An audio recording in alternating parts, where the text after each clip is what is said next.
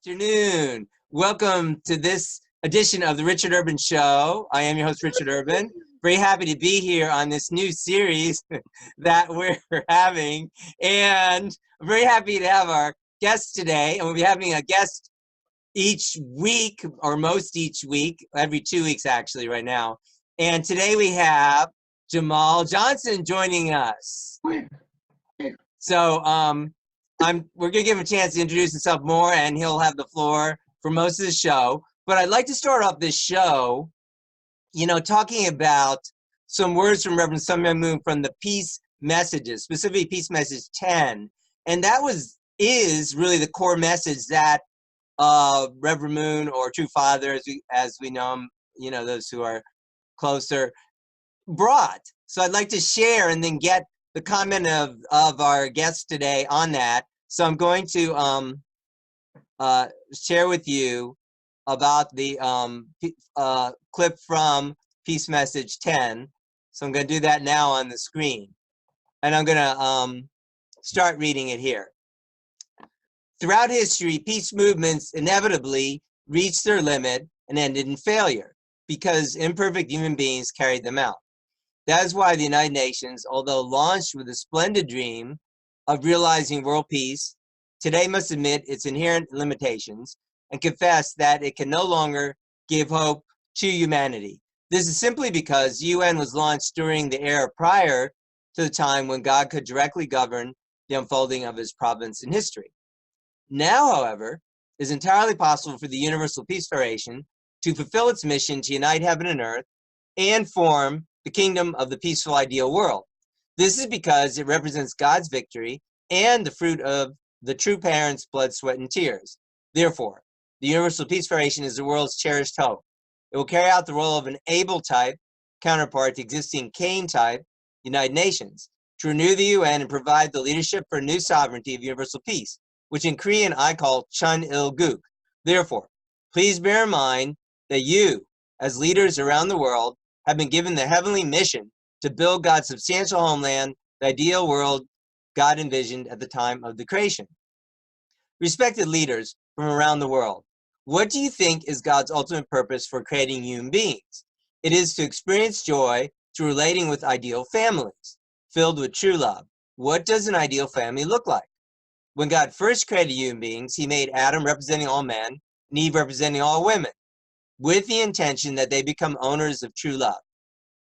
Then what was the quickest way for them to cultivate a character of true love? Simply put, it was to secure a parent-child relationship with God, whereby they could live in attendance of God as their father and form a model family embodying God's ideal of peace. They were to have followed the path of living as one family with God, experiencing joy eternally. God created Adam and Eve and installed them as the first ancestors of humankind to form the model family and establish the ideal of peace.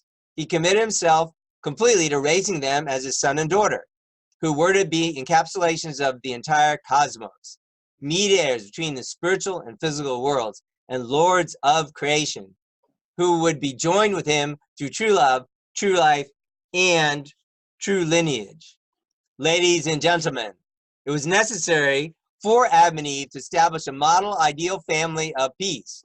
God, the absolute being, created human beings as his children in order to instill in them absolute values on the basis of an absolute standard. Thus, human beings must follow the way of that absolute standard in keeping with the demands of the heavenly path. This means we must follow our destined life course in order to attend God, the absolute being, as our parent. In other words, for people to perfect themselves in resemblance of God and obtain the stature of people of character who can be called sons and daughters of the absolute being, they must follow the path based on the absolute standard God has determined. The essence of this path is a standard of absolute sexual purity. So that ends our reading. And then before we get your comments, I would like to share one other thing. So this is about the Right Choices Youth Prevention Corps. Mm-hmm. And so I'm going to read this. This is an initiative of Urban Life Training. That's a nonprofit Stacy and I founded. So the purpose is to mobilize the 50+% of youth who were or are rather, abstaining from sexual intercourse to encourage even more youth to make right choices. Background. Urban Life Training raises youth leaders to develop good character and to model and teach about the benefits of sexual abstinence in preparation for marriage and successful family formation. We have provided classroom education for over 3,000 DC public school youths and have provided Urban Life Training leadership clubs to over 250 youths. We have provided peer counseling for over 2,000 DC youths. Outline of the Right Choice Youth Prevention Corps. Preparation. So this is how it can be done in any area. Recruit a team of 5 to 10 youths per school who can be part of the Youth Prevention Corps at 12 public charter, or private high schools. Work with each school's principal to provide relationship intelligence education to at least 200 youth at each school. Prevention training. Provide a 1-week training program for between 60 and 120 youth interested in being on the Prevention Corps. Classroom peer counseling. During the school year, youth who have received training will provide peer counseling at their own school. They may also partner with nearby middle schools to provide peer counseling for youth at these schools. Special events. Right Choice Youth Prevention Corps members may also appear at assemblies or special events. So that is the Right Choices Youth Prevention Corps. That's the concept of that. So I think that's a very important thing we need in our nation. We hear a lot of people saying, you know, spending money on this and that. I just saw in West Virginia, they said the governor allotted $20 million for, let me see, child abuse prevention and whatever child abuse prevention services is supposed to be run by local, I think, oh my gosh. Anyway, government agencies that deal with like foster care and child abuse. Oh no, problems there already. This would cost a pittance and would help get at the core issue. So I just want to put that out there. I'll keep presenting that. I think it's a very important concept. Now, for Jamal, what do you think about the reading today? Did you want to share any comments on that? You see the highlighted in blue? Yeah. My mind zeroed in on those things, right? So basically, in this paragraph, that first paragraph you read, there's two concepts. There's represented by 1 and 2. Father saying that there was a great energy at the start of the UN, right? But at the end of having a certain number of years or decades of experience of their plan, they have to make a confession that it didn't reach the goal of having a peaceful world. And so then the other two concepts are that this imperfection, or this it was sort of like the destiny of the UN to not make it because of the imperfection of the creators, right? Okay. But he's asserting that the Universal Peace Federation will work because it represents God's governance directly. Wow. Because God is the perfect creator, so he knows how his creation was designed to work, so he can build a plan where we bring about peace, and that peace is real and lasting because he actually understands humanity.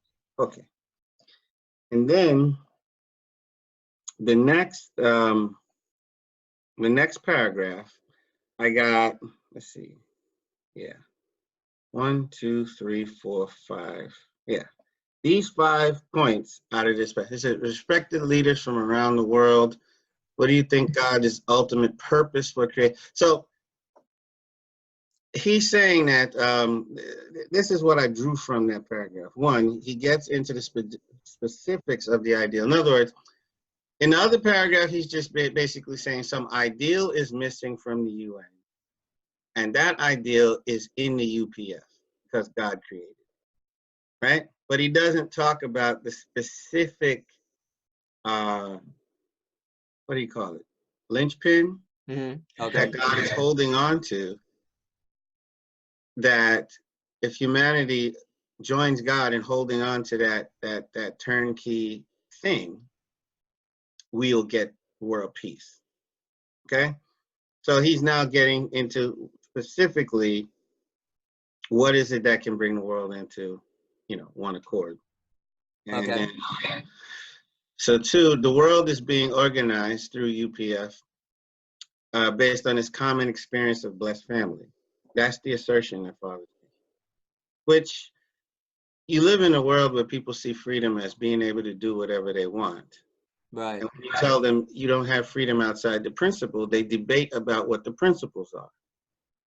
So to make any assertion about what the world really needs in such an argumentative environment, this is what came to my mind. In such an argumentative environment is you're in sort of like some kind of a precarious position if your goal is to inspire people. Right. And you're just, you know. But the other thing about Father is he's actually the owner. And so people don't know that, but by him setting the tone, like he opens whole eras, you know, and he was making a proclamation. So that you cannot ignore blessed family. All right, 3, humans as potential. He talks about fathers and mothers, or men and women. But basically he's saying that both men and women have to enter into family. And each one should have, as son or daughter of God, inherited God's seriousness about the blessed family from God, and then become husbands and wives, fathers and mothers. I'm paraphrasing, but that's basically what he's saying. And men and women were to be interested in God to begin with. In other words, the reason why they enter into absolute sex and the absolute marriage is because of their parent-child relationship with God. They love the Father's idea. In the man's Yeah, path, that's a very higher purpose of marriage. It's not yeah, just for the couple, but to make God pleased. yeah. So the man's path and the woman, but he's saying that. See, the thing is, I feel bad that fathers' concepts are so packed into these paragraphs, right? To the point where a lot is being talked about within 2 paragraphs. A lot, you know. And anyway, this is finished. This is the 5th and last point of that 2nd paragraph. The man's path and the woman's path to the ideal are distinct and different, right? Otherwise, why mention both, right? You could have just said God's children. The ideal requires that both sons and daughters of God fulfill their responsibility to assist God. So there's a sort of like a daughter's approach towards her responsibility, and it takes both, right? So that's implied in the fact that he didn't just say children of God. Human beings are children of God and should attend God. He specifically said man and woman. Yeah, true. Those are all the ideas so far in the 2 paragraphs. Here's the revelation. Father is again saying, he has not departed from saying that the problem with the world is the way sex is done. So the way to a world of peace, the world that God and people want in common, is to not get it wrong like the UN. The UN got it wrong that the center of peace is whatever their mission statement is, you know. But it was wrong because they're flawed people.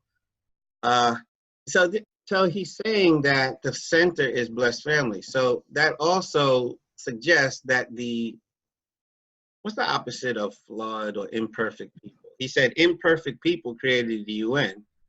So perfect people are the people who are committed to absolute sex. Okay. Yeah. So the idea that you're going to be a perfected person and not be convicted that sex done right it is our responsibility to create a peaceful world. Like some people think the center of an ideal world is a certain power structure. Well, in an yeah. organization. Yeah. You know, can I interject one thing? Yeah, sure. Like, you know, we're fighting, and I don't just say briefly, in West Virginia for the right to have exemptions from vaccines and this kind of corrupt things. Yeah. Well, the guy who's the head of the health committee, just today, he's head of the health committee, which refuses to put this on the agenda. Some West Virginia state senator, actually his name is Mike Maroney. He was arrested today for soliciting prostitution. The same guy who won't put the dadgum thing on the committee. It's connected. You're right. It's corrupt. Yeah, like, so Cain thought that his ideal would come about through power. Some people think that the perfect set of rules, like a constitution, are going to be the pin that holds down the ideal, that allows the ideal to have a pivot, and the ideal can be pinned down to reality through a constitution. No, the ideal is pinned down. And see, Father is, I don't know. Look at those two paragraphs. You read, just read them over again, and he doesn't say it explicitly, but he's boasting that sex done the right way is the commitment that sons and daughters have to God that helps them do their part in maintaining a world of peace. In other words, through the practice of absolute sex, through the way in which we manage our sexual organ, that is how we fulfill our responsibility to the world of peace. Wow, that's powerful. Yeah, that is what he's saying, and it is otherworldly. It is an otherworldly assertion. It is a revelation. It is out of this world. And it requires time for most people to see how the heck, we live in a world of conflict, wars. The war in the Middle East started back after 9/11 in 2000, what was it, 2003? And it really didn't end until, I guess Trump pulled the troops out finally. So, and guess there's still some over there. But this is ridiculous. And then Father saying that, you see that problem over there? The UN can't organize it because they think just talking solves it. But they haven't gotten to the root of it. What's causing that gross imperfection, the imperfect world? It's not some organization. It is what's going on in these homes. So, I live my life trying to connect the dots as an abstinence teacher, and so do you. And the way I try to say it and get to it in a million different ways to students is that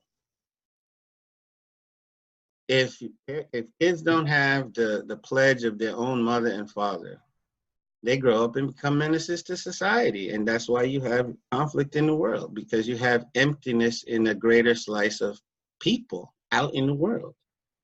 And people who have emptiness make all kinds of problems, all kinds of problems. True. Yeah, I could talk about that. I mean, the most obvious ones are addicts, like drug addicted people. Oh man, they're missing something, and that's why they're going to that drug, right? Pornography addicted people. Oh man, they're missing something. That's why they're going to that pornography. Or, how about power addicted people? How about people who make false imperatives? How about people who scare people? They make up boogeyman just to galvanize people under their leadership against that phantom boogeyman. There's all kinds of emptiness that explains the misdeeds of people, even people in high places. You wouldn't think that they were addicted, but they're addicted to power, or they're addicted to holding on to position or recognition. And they have, the divine principle says, excessive desire, right? This means desire that's beyond the original level of desire that would produce good results, right? So if you have more desire than what is normally producing good results, you start producing bad results because you have excessive desire. Well, what produces a greater number of human beings walking around on the planet with excessive desire to create all this trouble? It's the broken family. So Father is the genius who came to the world, and he said, if you make the pledge not to have these broken families, and you look down at your sexual organ and you tell your sexual organ, you will be used to create a stable family and nothing else. You are doing a duty to humanity. Your duty to humanity. Because in your corner of the world, you are going to take a stand that your kids are not somebody else's responsibility to fill in some gap that you left undone, right? That's really what Father's saying. That's why he can jump from UPF, this UN-like organization, right down in the next paragraph to talking about the relationship between man and woman. Because in his mind, it's connected. It's directly connected. And so my final thing is, I think perfected people think like that. You mean see the connections between the family and the world? They're absolutely committed. They see it. It's not debatable. Yeah, I agree. That's crucial. Yeah, I mean, the father is always talking about the yeah, it starts with the family and expands out. You know, even it's not as important who the so-called leaders are, but that's where it starts. Mm-hmm. Yeah, they found the connection between children that go out and commit crimes and missing fathers. Yeah, strong connection. You know, um, teenage pregnancy and missing fathers. Yes. Teenage pregnancy produces a next generation of missing fathers, and then you have the degradation of that community. And also, businesses start to flee the community because the crime is too high. Nobody wants to visit those businesses because the streets are too dangerous. Right. Now, yeah. Yeah, I totally agree. The focus should be like that's why I like the youth prevention core idea on, creating stable families. And Mm-hmm. I don't think hardly any attention is given to that. And people are like, I mean, on one sense, you do hear people talking about, yeah, families are broken down, but you don't see people talking about really, well, what are we going to do about it? How are we going to get them back together? What are we going to do?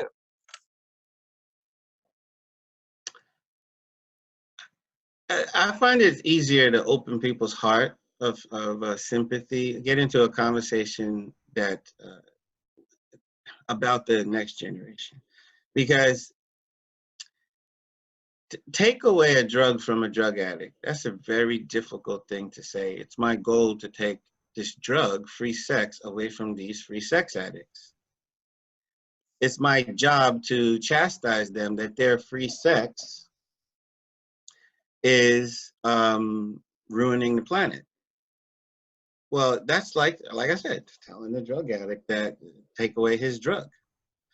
So also, when you talk to kids about ideal family who didn't grow up in an ideal family, they think I don't count. Okay, so what I do is I set their mind towards the child that didn't get created yet. Okay, I say, don't you think you can make a different story in the life of that child because of your commitment right now? That's a doable thing. So even this addict, don't you think? See, smokers tell their kids not to smoke. How is that? They willingly. Probably the hard road to hoe since they see them smoking. Anyway, yeah. Yeah. Well, the kid might not take them seriously, but the parent is desperate enough to look like a hypocrite and say what needs to be said most of the time. I mean, most parents that smoke will tell their kids not to smoke. So that's one, you can rely on that if you kind of pitch the idea to the community. Hey, look, you might have your problems, but you have to help me get into this conversation with the kids, or else your grandchildren are going to turn out a certain way. Yeah, that's a And good so point. yeah, and so if we get into a discussion where we pity the second and the third generation, the people that haven't even been conceived yet, then maybe most people will be an ally, even if they can't practice the ideal. They can defend the ideal. They can help build the ship that the next generation can sail on, so to speak. Even Yeah. if they, Wow. you know, Well, that's a good way to approach it. Yeah, I like that. but they can be an ally in that sense, even if they're addicted, you know? And, you know, the other thing is, if they really are addicted to free sex, they can at least tell the kids, don't copy off of me. Don't repeat my mistake. I regret what I did, you know? I should have been able to give my children more, but I was too self-absorbed in having sex with whoever I wanted the way I wanted. You know, sex was for me and only me, and I didn't even stop to think about the children that were created by sex. So if a generation can at least make that confession, then they could be, I believe they could be counted as ally in the quest. Hmm. Yeah. Well, that's what needs to be done. True. Very true. You know, I always find that reading Father's words is, you got to do it slow. Look at how much is packed into those first two paragraphs. You read like 5 paragraphs, right? Yeah, approximately. About Yeah, 5 paragraphs. those first 2 paragraphs got, oh my goodness. I mean, Father is saying world peace through sex that's done a certain way. Come on. If you know so-called regular people, we're talking about fallen people who were normalized in Satan's system, that is a very foreign idea. Yeah. That's why we need to maybe spread it more. Yeah. Well, yeah, I mean, we got to find ways to spread this idea, like, of the, you know, yeah, abstinence before marriage, or I like to call it the youth prevention core. I'm promoting that as a practical application because, as you know, and I know, there are a certain number of youth, actually maybe approaching half, who aren't having sex, or around half. And we should Yeah. leverage that. Why not have those youth talking to other youth, say, hey, this is what I'm doing. What about you? That to me is, and I found that, you know, and that's really good. Kids like to do that. Hey, maybe you could pick a kid that comes on the show like this, like instead of some, 40-something-year-old guy like me. Hey, Yeah, and then, give them a platform, okay. Yeah. All right. Well, that's a good idea. We should definitely have some, yeah, younger people on. That's a great idea. Yeah. But, To just, prep them like you did. You send them a text ahead of time, ask them to okay. write down 3 or 4 things that occurs to them when they read it. Yeah, I want to keep doing that. Whatever the guests are, we're gonna, put the word out there, because, like you were saying, in this word is the core point. Yeah. We need to talk about that. We need to realize that, and as well as some practical things, like I believe the youth prevention core can be implemented all over the place, and it's not hard to do, and it's not expensive. Mm-hmm. Yeah. So, I guess work is the work to be done is the part you don't see in Father's words. He's saying these 2 things, world peace and sex done a certain way, are connected. But the work is how. The discussion is how are they connected. Somebody can have confidence and mastery.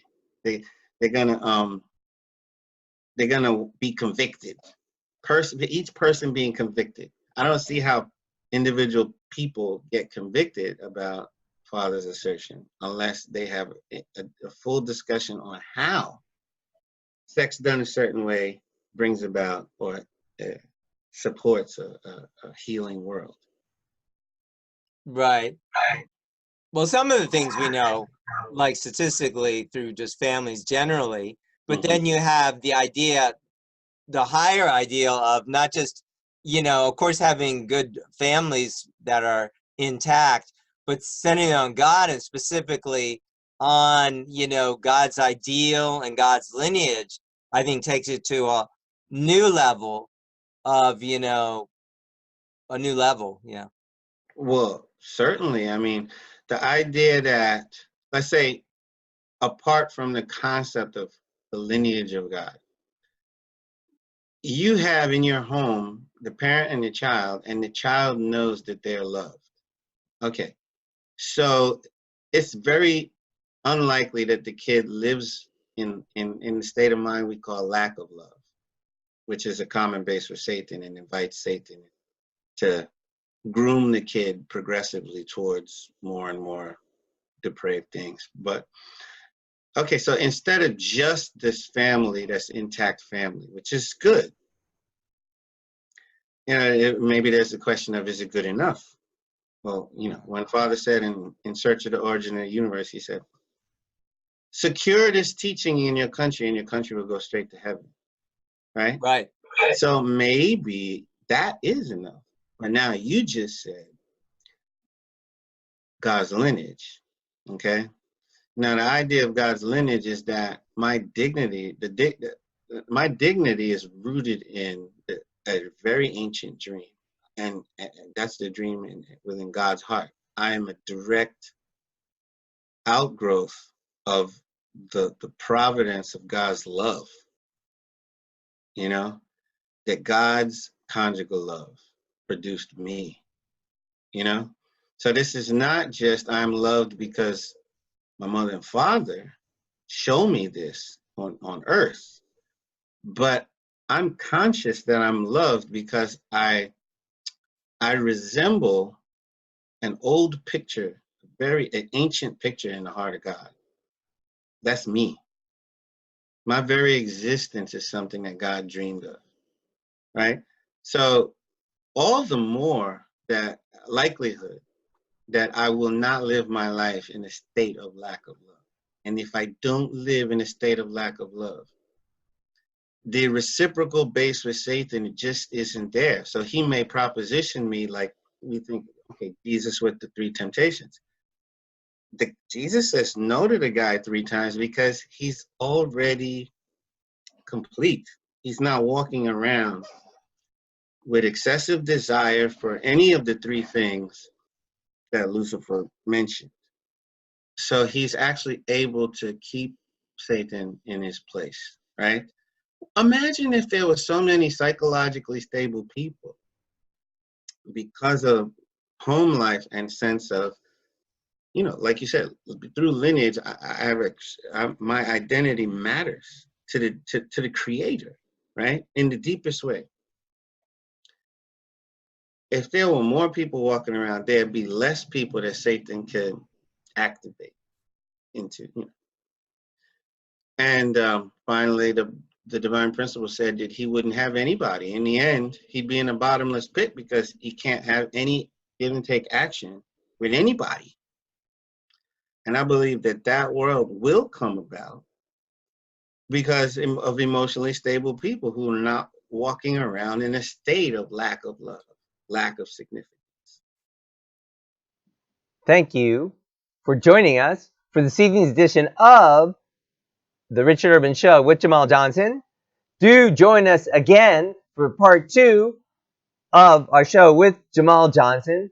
Do click here to subscribe and click the bell icon to get notifications about our latest videos. We're going to have exciting guests coming on. So thank you for joining us. God bless you. And we will see you next time. This is Richard Urban signing off from historic Harpersburg, West Virginia.